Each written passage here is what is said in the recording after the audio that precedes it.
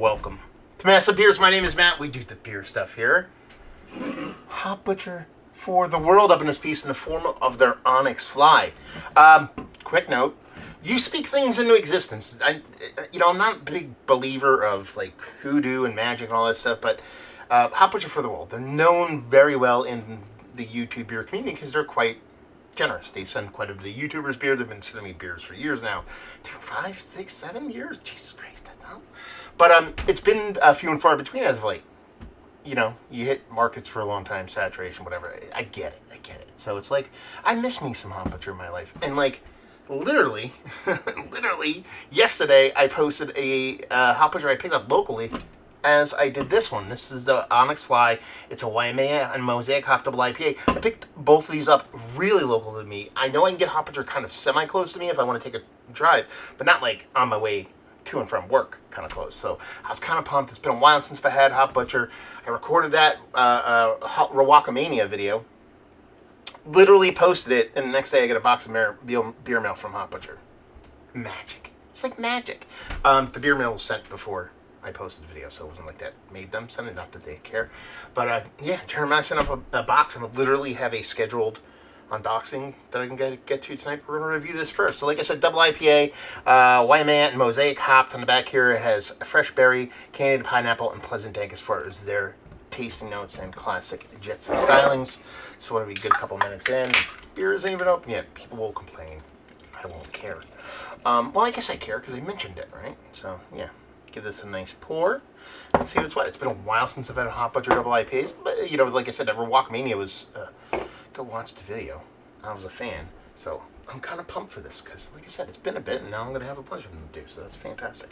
Exactly what you want in big old rich hazy new school kind of turbid IPA to look like. It has that orange glow to it, that softer kind of creamy oat-like kind of vibe to it. Pinky finger, infinitely fluffy, creamy nose or head to it. Looks all the parts of being fluffy, soft, hazy, and delicious. So it's definitely on brand for a new school New England style IPA. Let's see if we get a nose. There's something a little stinky in this, and I mean that in a very positive sense. There's something a little bit, just a little bit. It's not mean mugging, ranky-dankiness. It's just a little bit of funk. I don't know. I just got to move my head like I'm listening to James Brown or something. But outside of that, pineapple, citrus, creamsicle-y vibes. It doesn't come off lactose-y. It comes off orangina-y, something along those lines without being heavily dosed with lactose. There's no lactose written on here, so there's no lactose in here.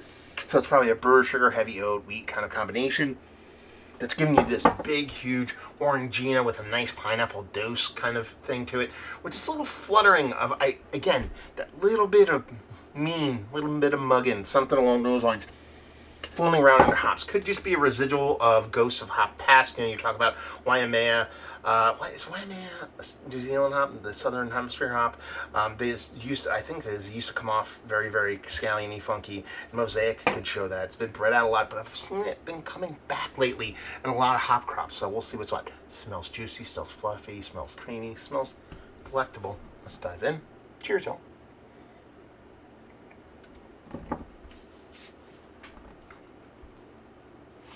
Yeah, I think it is that ghost of hops passing. There is a little aggressive bitterness here. There is a spritz of this kind of like, hey, I'm not messing around kind of bitterness to it. But stuff short of being kind of even close to what you'd expect from like a West Coast kind of IPA bittering. It's very much New England, very much juicy. It just has this non-afraidiness. Move my camera just a hair. There we go. That makes me feel better. To it that makes it just kind of, I don't know, come off really just super juicy. Again, I'm going to lean heavily into that citrus / pineapple combination, that very much that orangino-like, slightly lactose-y, heavy oated kind of sweetness you get from something outside of a base kind of maltiness. It looks dense and thick, but it has this really nice, lush, full mouthfeel at the same time retaining a drinkability. Little splash of carbonic acid in there. I'm not going to hate on it. Accentuates a little bit of that bitterness to it. Done and done. World-class double IPA. Really, really tasty. And the thing is, I don't think this is like infinitely fresh. I mean, you know, it's a month and a half old. I don't call that old by any stretch of the imagination, but I could see this being a little bit more boisterous when it was first drank, but I think it's settling quite nicely, and it's something that's giving me, again, this really nice new school New England style juicy IPA experience with enough bittering to balance all that off so it doesn't get just one-sided one direction and ends up being just damn tasty stuff, man. Honestly, like I said, it's kind of, like I said at the beginning, speak it into existence. I missed me some Hop Butcher in my life. It's been a little bit since I've done stuff, so I was compelled to pick it up, especially when I found it locally. Can't wait to do that unboxing later and see what they tossed in there. So, yeah, as far as double IPAs go, is one of the better ones I've had as of late. Yes, Mount Rushmore said that's definitely worthy of being up there. Might be outside looking in just because of how many good ones I've had as of late, but again, that's kind of like old hat now when it comes to these kind of beers. And like I said, just that really cool combination of the orange pineapple, slightly Julius-y kind of orange Julius-y kind of vibes to it, with that kind of cool bittering and a really lush red mouthfeel. It just ends up being a really great IPA. Value and availability, I want to say for the double IPA, I was pushing $20. I think they're closer to $16, $17 out there in Chicago, so I'm not getting too uppity about about paying that markup for this. And leave you with, if you like, well, you like this. If you like really well done, new hazy double IPAs, you're not afraid of a touch of bitterness, and you like a little bit of bounce and something that's really, really volumetric, but at the same time drinkable, that'll do you. So there you go. Review in the books. Hopefully you enjoyed.